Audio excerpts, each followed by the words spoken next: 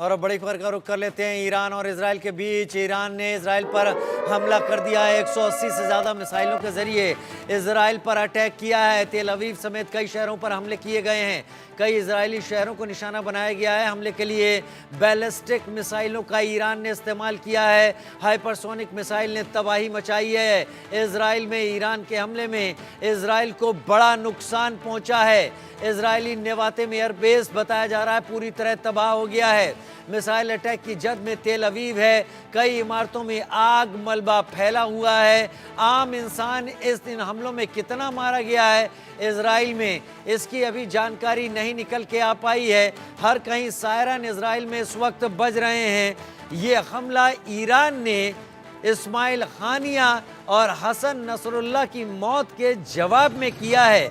लेकिन यहां पर एक बात बड़ी गौर करने वाली है, इजराइल और ईरान के बीच में सीधा कोई कॉन्फ्लिक्ट नहीं था, लेकिन ईरान ने इस हमले को लेकर अब अपने ऊपर इजराइल के पलटवार को भी तय कर लिया है। दानिश रिजवी मेरे साथ इस वक्त जुड़ गए हैं। दानिश, एक बड़ा हमला है। पहली बात तो ये ईरान की तरफ से इजराइल के ऊपर। बिल्कुल, नसरुल्लाह के मौत के बाद जो कि आशंका जाहिर की जा रही थी, ये बात की बार बार ये चेतावनी और बार बार ये जिक्र किया जा रहा था कि ईरान कभी भी इजराइल पर हमला कर सकता है। उसने हमला किया। तकरीबन अलग अलग मीडिया सूत्रों के हवाले से ये खबरें ये आ रही है कि 200 से 500 रॉकेट दागे गए हैं। तकरीबन 8 लोगों की मौत और कई लोगों के घायल होने की अब तक जो सूचना मिल रही है अलग अरब मीडिया के मुताबिक। लेकिन जहां जहां हमला किया गया उसमें तेल अवीव के अलावा दिमोना, हुरा, हूद, हशरोना और बीर शेवा इलाके में जबरदस्त हमला किया गया है। लेकिन ज्यादातर मिसाइलों को इंटरसेप्शन कर गिरा दिया गया है और उसकी आवाजों से वहां के इलाकों में भगदड़ मच गई, जिसको लेकर वहां रक्षा मंत्री ने ये चेतावनी भी जारी की कि ईरान को ये अंजाम को भुगतना होगा। राष्ट्रपति नेतन्याहू ने कहा कि जो गलती ईरान ने की है उसके अंजाम को आखिरी परिणाम आखिरी नतीजा हम देंगे। ऐसे में आने वाले वक्त में ईरान और इजराइल के बीच जिस तरह हो सकता है कि सीधी लड़ाई हो सकती है। या आपको याद होगा कि अप्रैल के महीने में जब हानिया की मौत हुई थी उस वक्त भी ईरान ने इजराइल पर हमला किया था, लेकिन एक तरह का वो सांकेतिक हमला था। क्या ईरान इस बार भी सांकेतिक हमला किया है कि उस वक्त भी तकरीबन 100 मिसाइलों के आसपास अटैक किया था, लेकिन कोई किसी के हताहत होने की उस वक्त भी कोई खबर नहीं थी।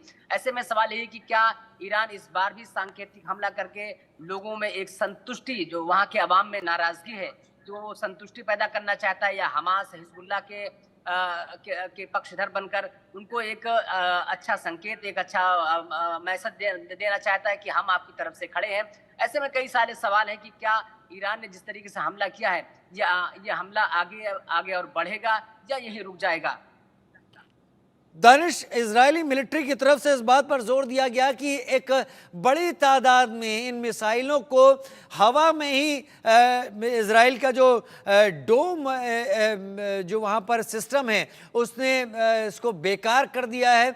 लेकिन कई मिसाइलें गिरी हैं जिन्होंने नुकसान फैलाया है। यहाँ पर यूएन की स्पीच हम भूलेंगे नहीं। अभी 2-3 दिन पहले ही बेंजामिन नेतन्याहू ने इजराइल का ईरान का मैप दिखाते हुए उसे कर्स बताया था। अब तो ईरान हमला कर चुका है और ये बात ईरान की तरफ से मान भी ली गई है, लेकिन यहां पर सीधा कॉन्फ्लिक्ट था नहीं। तो क्या अब तैयार रहना होगा इजराइल के पलटवार के लिए, और उसमें अमेरिका का साथ अगर पर्शियन गल्फ और रेड सी में मौजूद बेड़ों के जरिए इजराइल को मिला तो ईरान की क्या हाल स्थिति होगी? बिल्कुल, ईरान को हर हाल में तैयार रहना होगा, क्योंकि इजराइल के ऊपर जब भी कोई अटैक करता है तो उसका पलटवार बहुत जबरदस्त तरीके से करता है। बल्कि यूं कहा जाए कि अगर कोई इजराइल पर अटैक करने का प्लान बनाता है तो उससे पहले ही वो हमला बोल देता है। अक्सर आपने देखा होगा हिजबुल्लाह ने जैसे ही इस बात की चेतावनी दी थी कि इजराइल पर हमला करेंगे, उसके 2 घंटे बाद उसने ताबड़तोड़ हमला करके कई ठिकानों को तहस-नहस किया था। उसके बाद 27 सितंबर को वो सबको मंजर याद है कि नसरुल्लाह किस तरीके से ढेर हुए थे। और लगातार जिस तरीके से इजराइल अपने दुश्मनों को या अपने आसपास के जो भी उनके दुश्मन, उनको किस तरीके से नेस्तनाबूद करता चला आ रहा है, ये उसकी एक बानगी भर नहीं है बल्कि उसका एक मिशन है, चाहे हमास को लेकर चाहे हिजबुल्लाह को लेकर। अब इजराइल से, और इजराइल तो फिलहाल ये चाहता ही है कहीं ना कहीं कि जिस तरीके से सबसे बड़ा वो दुश्मन वो ईरान को मानता है कि ईरान एक बार सीधे वार में आ जाए, ताकि ताकि जो उसके जो और प्रॉक्सीज हैं वो कहीं ना कहीं निस्तोनाबूद हो जाए। ऐसे में इजराइल के साथ जो एक सुपर पावर अमेरिका खड़ा है, और साथ साथ उसके आसपास में जिस तरीके से अमेरिका के सैन्य अड्डे हैं, चाहे इराक हो, चाहे जॉर्डन हो, चाहे सीरिया हो, वहां से ईरान के लिए बहुत बड़ी चुनौती बन जाती है कि बने रहिए हमारे साथ। अब ईरान के लिए वाकई बड़ी चुनौती है, क्योंकि अब गेंद इजराइल के पाले में है और इजराइल उसको किस तरीके से वॉली करता है या हिट करता है तो ईरान में क्या होता है। अब ईरान के एस्टेब्लिशमेंट को अब सचेत रहने की जरूरत सीधी है। लेकिन बड़ी खबर यह कि ईरान ने साफ कर दिया है कि उसने हसन नसरल्लाह की शहादत का बदला लिया है। नागरिकों की सुरक्षा के लिए हमने अटैक किया है इजराइल पर, हानिया की मौत का भी हमने बदला ले लिया है। इजराइल पर हमला करके ईरान ने ये बातें सामने रख दी हैं कि हमने इस्माइल हानिया जो हमास का चीफ था, हसन नसरल्लाह जो हिजबुल्लाह का चीफ था, इन दोनों की मौत का बदला ले लिया है। दानिश मेरे साथ जुड़े हुए हैं। दानिश, पूरे गर्व के साथ ईरान इस बात को कह रहा है कि उसने ये बदला ले लिया है, लेकिन क्या ईरान के लोग इस बात के लिए तैयार हैं कि जो लोग ईरान से अलग दूसरी जगहों पर इजराइल के साथ अपनी व्यक्तिगत जंग लड़ रहे थे, उनके लिए ईरान आगे बढ़ता है तो जवाब अगर ईरान को झेलना पड़ेगा तो ये असर ईरान के लोगों पर भी डालेगा। ईरान किस स्थिति में पहुंच सकता है, और अगर इजराइल का पलटवार उससे भी ज्यादा घातक होता है जितना ईरान ने किया, तो क्या ईरान संभल पाएगा, क्योंकि वो पहले से ही प्रतिबंधों के दायरे में है। बिल्कुल, ईरान के राष्ट्रपति रईसी के मौत के बाद पेजेश्कियान जब से आए हैं, ईरान की विदेश नीति में थोड़ा सा परिवर्तन जरूर देखा जा रहा है, क्योंकि यह रईसी कहीं न कहीं एक आक्रामक सोच के थे, और पेजेश्कियान क्योंकि ये विकासवादी सोच के माने जाते हैं। ऐसे में ईरान पर जिस तरीके से आवाम का और वहाँ के सामने के गुट का जिस तरीके से प्रेशर बन रहा था, कहीं कहीं उसका ये नतीजा था कल का रॉकेट हमला।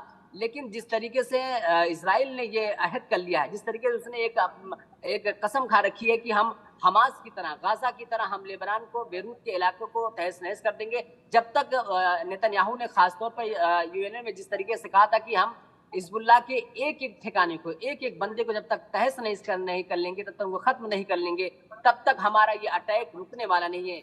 जबकि अमेरिका ने, फ्रांस ने और यूनाटो के तमाम देशों ने नेतन्याहू को लेकर कहा था कि आप कम से कम 21 दिन के लिए ये सीज फायर रोक दीजिए।